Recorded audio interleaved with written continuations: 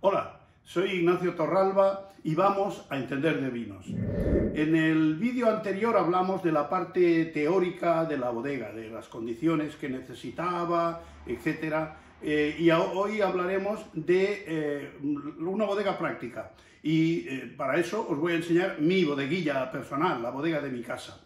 En muchas casas, todo lo que son casas aisladas, casas de planta baja, sobre todo las que están en terrenos con un poco de pendiente, o con un mucho, suele haber una separación entre lo que es la construcción y el suelo para aislarla de humedades, etc. Entonces a esto en la construcción se le llama el forjado sanitario. Es este espacio de aquí. Esto es un espacio donde inicialmente, cuando se construía la obra, los albañiles guardaban las herramientas y aquí lo tapaban con unas maderas y tal. Cuando me entregaron la casa, iban a tapar el hueco y les dije, no, dejarlo así porque yo lo aprovecharé. De manera que ahora entramos a mi bodega, que como veis se llama Dos Reverencias. Y el porqué del nombre os lo voy a explicar a continuación. Esta es la primera de las reverencias. Este es el primer espacio. Inicialmente la bodeguilla era solo esto. Esta zona estaba inicialmente con tierra prácticamente hasta esta altura, o sea que se podía pasar prácticamente a gatas, ¿no? Pero se rebajó un poco del suelo y hasta descubrir una pequeña parte de los cimientos de la casa se hicieron estos parapetos para darle soporte a la cimentación, y sobre ellos construí estos botelleros que son un poco rústicos, están enyesados prácticamente con la mano, y como veréis lo importante es la forma de rombo que tienen los nichos o casilleros para evitar que las botellas rueden al moverlas o al sacar una, que pueda rodar la de al lado. Con esto se evita ese problema. En esta zona hay las bebidas, porque no solamente hay vinos, que una de dos, o no les afecta tanto las condiciones de conservación, como es el caso de la temperatura, humedad, etc. Es el caso de los licores, los destilados, etc. Y luego están los vinos que son de rotación rápida, o sea, los blancos, los rosados, etc. Porque en otra zona están todo lo que son vinos tintos, únicamente. Y aquí viene la explicación de la segunda reverencia. Y entramos en el Sancta Sanctorum. En esta zona es donde están los vinos tintos. Y como os decía, es el espacio donde se separa la casa del suelo para evitar las humedades. Tanto es así que prácticamente la tierra en esta zona estaba siempre húmeda, con un exceso de humedad que tampoco hubiera sido conveniente para la conservación de los vinos. Entonces, este pequeño pozo tiene un sistema de evacuación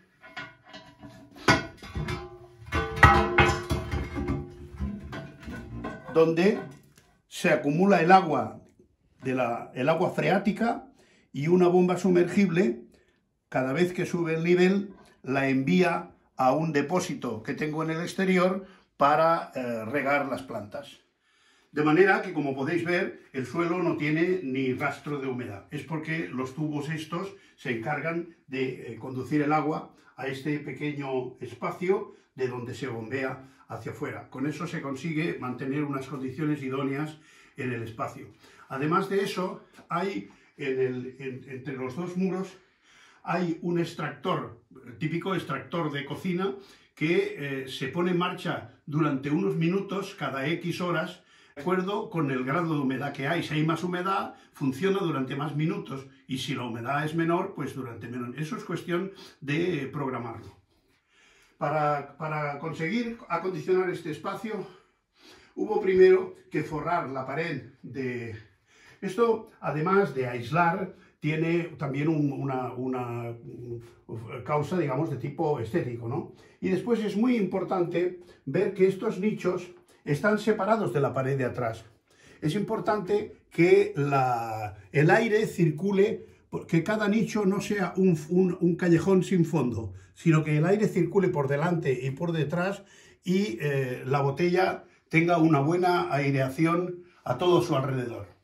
La profundidad del nicho, como veis, permite el hacer un sistema de doble botella.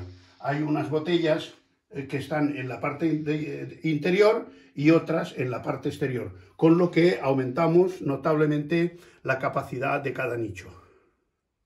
En los nichos de bodega es importante poder colocar algún sistema para tener acceso a las botellas de la parte baja de ese nicho.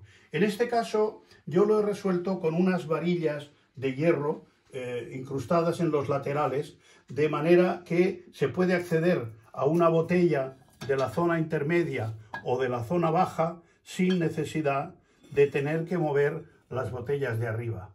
Hay otros casos, como en este tipo de nicho, en el que podemos ver que, claro, para acceder a las botellas de abajo habría que hacer un movimiento importante de botellas. Y estos vinos, sobre todo los que tienen un alto grado de envejecimiento, cuantos menos movimientos tengan, mejor. Son vinos más sensibles al movimiento. Este lugar es necesario también para poder enjuagar copas y conviene no utilizar en el lavado de las copas detergentes o jabones que nos puedan dejar restos de olores en las copas que se limpian.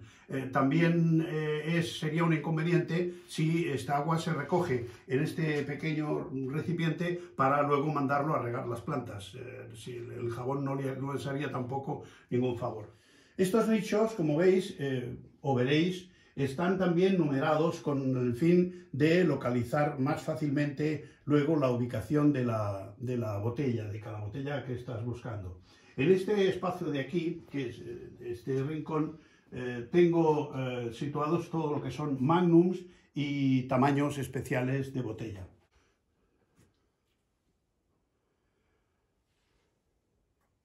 Es importante también la ubicación de una pequeña estación meteorológica donde tengamos un termómetro de máxima y mínima para ver las oscilaciones de la temperatura, un higrómetro y para ver la presión atmosférica, etc. Este aparato que hay aquí se llama psicrómetro.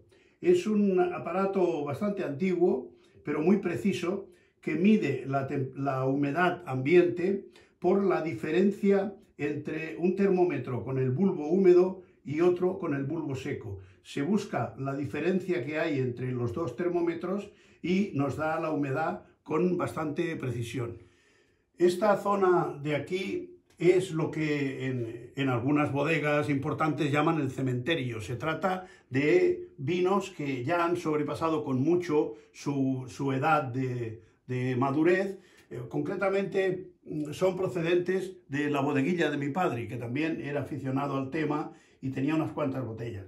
Estas botellas tienen prácticamente todas entre 50 y 70 años. He abierto algunas de ellas, he tenido alguna pequeña decepción, pero también he tenido alguna gratísima sorpresa, como pasó con un castillo de higay blanco del año 1941, que era una absoluta maravilla. Si os fijáis, veréis que están al revés que las demás botellas. Y es porque estas botellas, por su edad, tienen el punto débil, que es que el corcho puede fallar. Entonces, teniéndolas así, hay un mayor control para que en cuanto a alguna denote que hay alguna filtración o que hay algún goteo, automáticamente hay que proceder a repararla, desecharla o bien reencorcharla. Hablando de botellas veteranas, de botellas ancianas, en otro vídeo os comentaré cuándo y cómo y en qué circunstancias es conveniente proceder al reencorchado de las botellas, precisamente cuando algún corcho empieza a fallar, y cómo diagnosticarlo antes de tiempo cuándo va a fallar un corcho.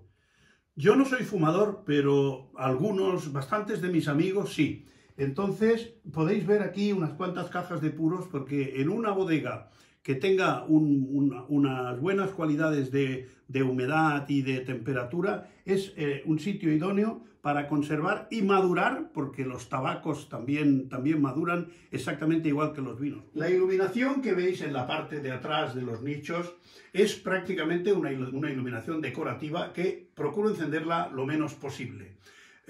Porque cualquier fuente de calor, aunque sea pequeña, no hace ningún bien a los vinos.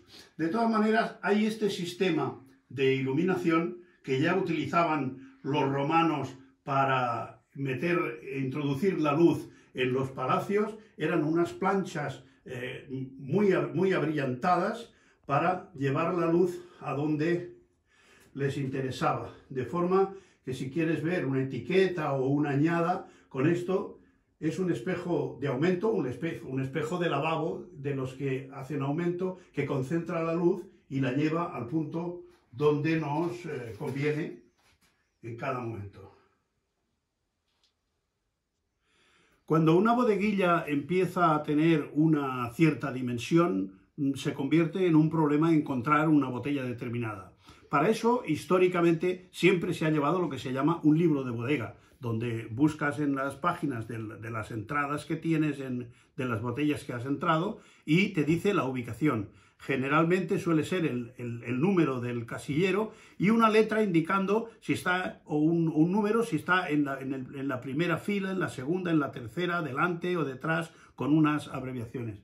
Pero el libro de bodega quedó prácticamente desfasado con estos programas, con estas apps de internet, donde tienes todos los vinos. Pulsas en cualquier botella, te sale la calificación que tú le has dado al vino, la añada, la bodega, el vino, incluso el precio de compra. Y tienes acceso a una ficha donde tienes todas las características del vino. Otra ventaja es que puedes buscar un vino por añada, por denominación de origen, por cualquiera de los criterios de búsqueda que puedes tener en la ficha. Para añadir un vino, pulsas en este rincón, haces la fotografía de la etiqueta. Esto os lo enseñaré en otro vídeo porque es muy interesante y es una magnífica forma de tener todos los vinos controlados y bien documentados. Con esto despedimos este vídeo sobre el tema práctico de hacer una bodeguilla. No sin antes deciros que, por favor, si os ha gustado, le deis un like y os suscribáis para que tengáis las noticias de los próximos vídeos que iremos haciendo. Esperamos veros o que nos veáis pronto en otros temas apasionantes sobre el vino. Preguntadme en la zona de abajo cualquier cosa que necesitéis saber y con mucho gusto os lo responderé sobre el tema de bodeguillas y su gestión. Gracias y hasta otra.